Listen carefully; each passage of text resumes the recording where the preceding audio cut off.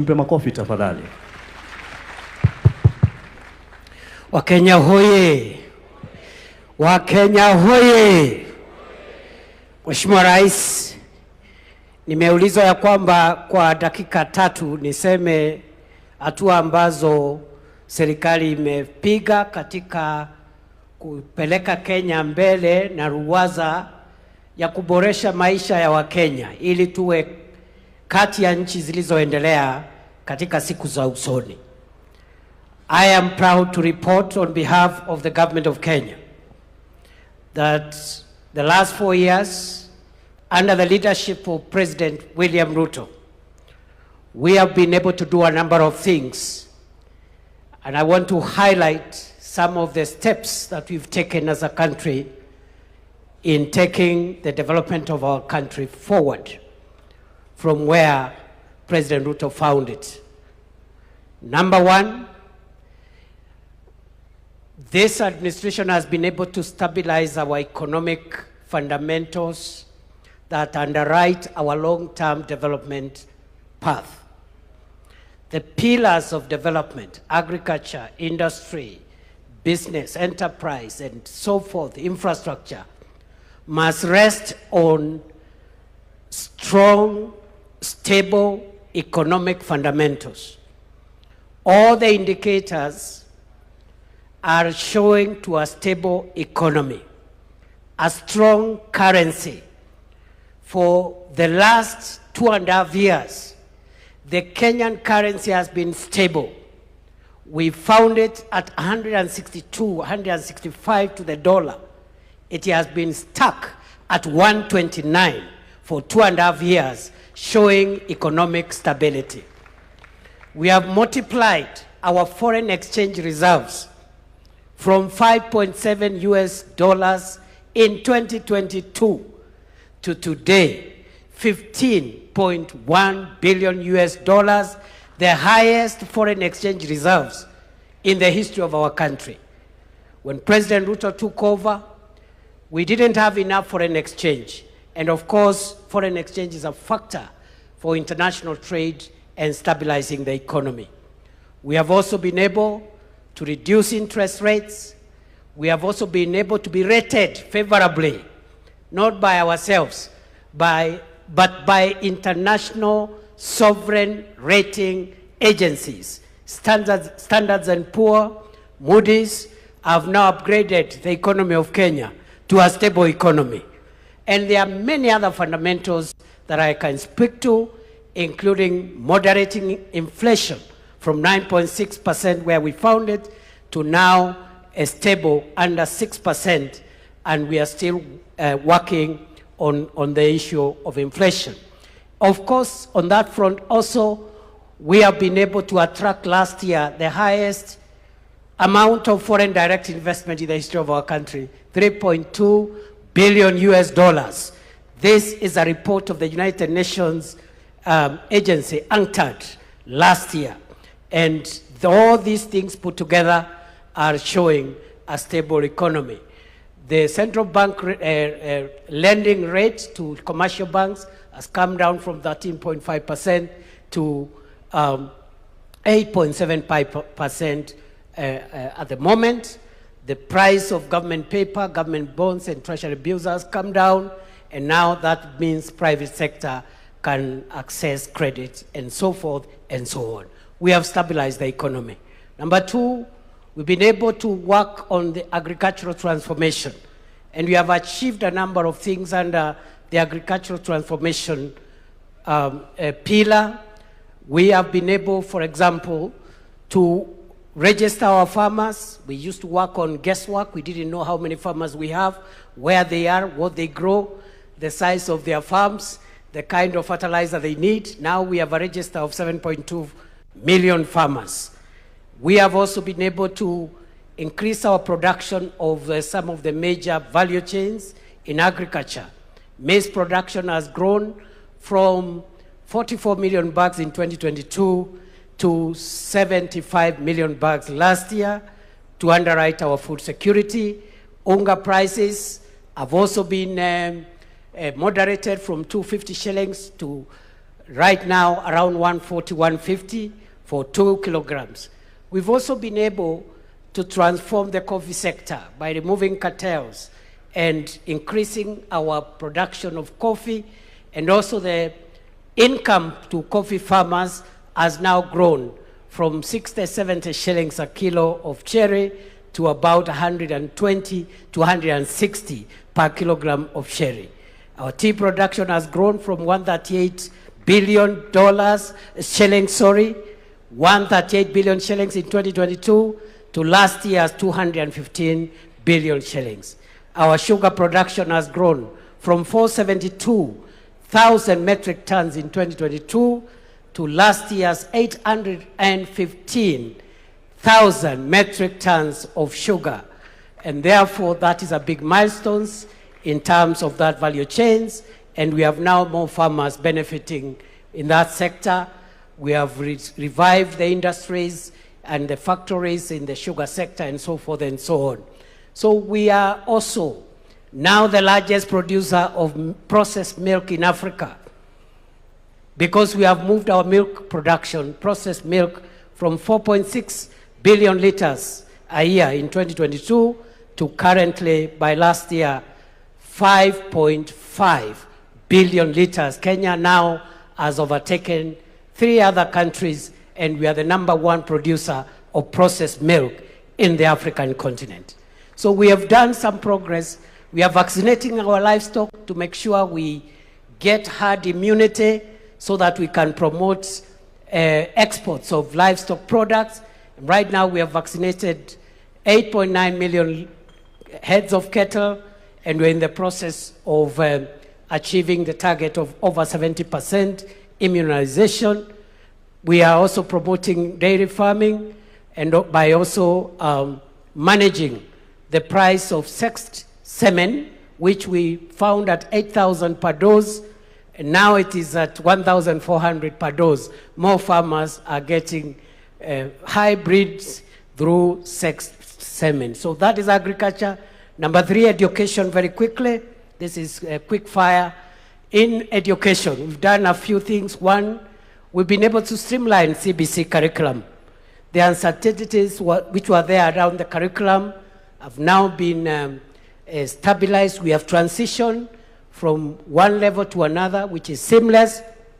Number 2, we have increased funding to education from 500 billion shillings 2022. This year, it's 784 billion shillings.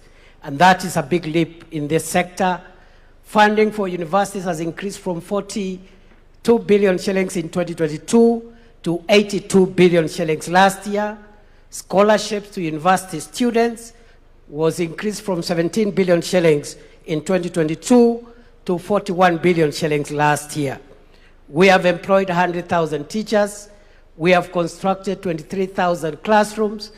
We have improved on the funding model for our universities, and there is a bill before Parliament now to make sure that every young person, every student who qualifies to join university is funded fully and completely without any regard to the kind of background they come from. So those are some of the highlights we've done in the education sector.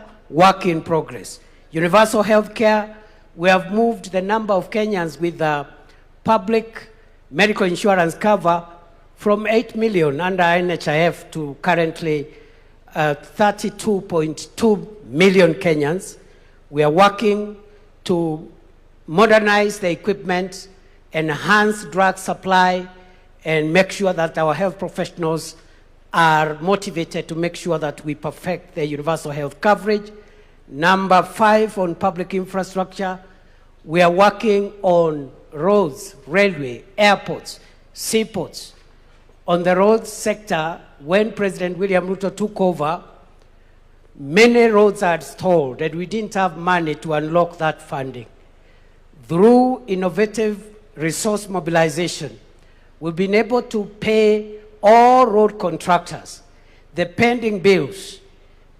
And today, the roads that are stalled across Kenya, which amount to 6,000 kilometers across the 47 counties. We've paid all the pending bills, 177 billion shillings, and the contractors now are back. Every county is experiencing road construction, including areas of our country that for a long time had been left out. You have heard about the famous Ruto Road from Isiolo to Modogashe to Kulamawe. You've heard about that road? Barabara itoke Isiolo, iende Kulamawe, iende Modogashe, iende Samata, itoke Samata, iende Wajia. Wajia Tarbaj.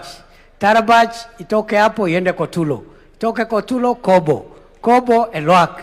Eloak Gare. Gare Ramu. Itoke Ramu iende Mandera. Rais Ruto ni fire, si fire. You must also be aware that under this administration, we are connecting the port of Lamu through Ijara to Garissa to Isiolo, areas of our country that for a long time had been left out. But we are also working on extending the SGR from Naivasha into Kisumu, Busia, Malaba. That project is ongoing as we speak today. We are building a new terminal, a new airport at Jomo Kenyatta, something we had not imagined we could do it. 155 billion shillings, again through innovative funding arrangements to make sure that we have modern infrastructure. Right now, we also have a port modernization program, which is about 60 billion. And that is taking place at the port of Mombasa, seaports, airports, railways, roads, because that is what will take us to the first world. The so-called shiny things. I had a not so informed critic saying that we don't want shiny things. The difference between the third world, where we are, and the first world, partly is the shiny things. They have better roads, better airports, better facilities across the board. So that's what we are doing around infrastructure. Energy, the president has mentioned, we have moved connectivity to 10.3 million households, up from 8.9 million households. The target is to reach all the households of Kenya, the 15.6 million homesteads. And in the next 4 years, we'll have achieved that target of universal electricity connection. But we need our production capacity to go up. And that's why President Ruto has come up with the National Infrastructure Fund to be able to rejig the agricultural transformation agenda, to rejig our energy production capacity, and also to help us with irrigation and to help us with the infrastructure as we continue expanding on what already has been done. As you are aware, ladies and gentlemen, very quickly as I wind up, you have a few other highlights. We are trying to create as many jobs as possible to the people of Kenya. We have a number of programs. The Kazi Kwa Ground program through affordable housing, 650,000 Kenyans already working in that space, working towards 1 million Kenyans plus. We also have Kazi Mtandaoni, about 300,000 Kenyans who are earning a living through digital jobs. How have we created digital jobs?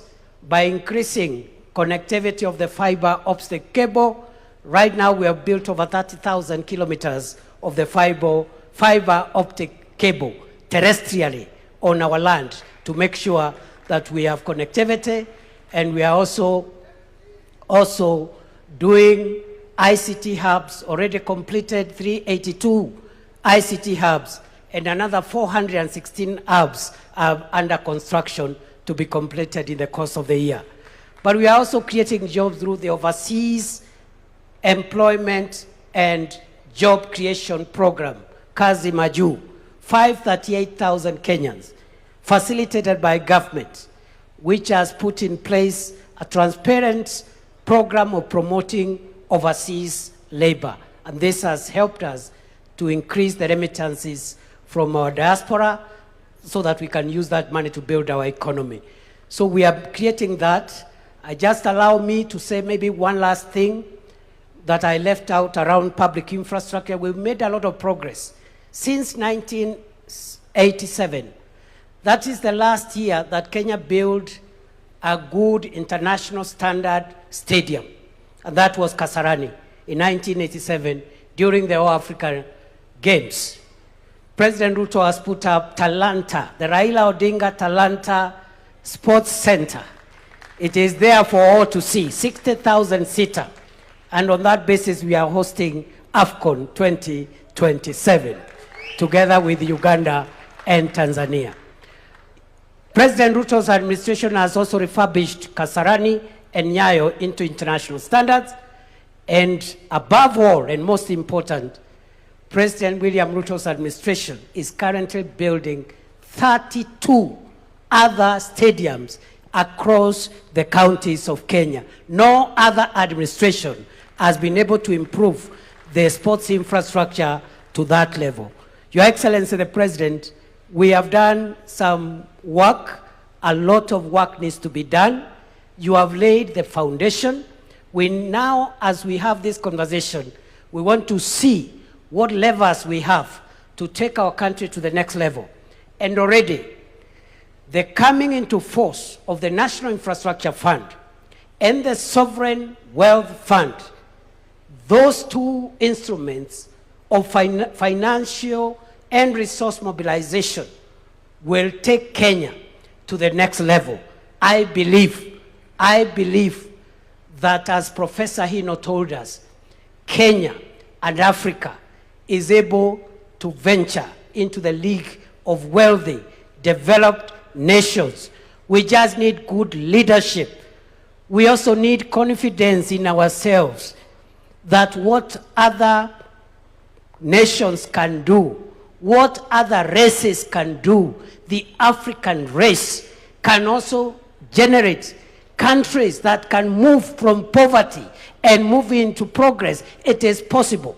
And therefore, Mr. President, as I sit down, I want to challenge ourselves as Kenyans not to be dismissive and skeptical all the time, and to depoliticize the development of our country.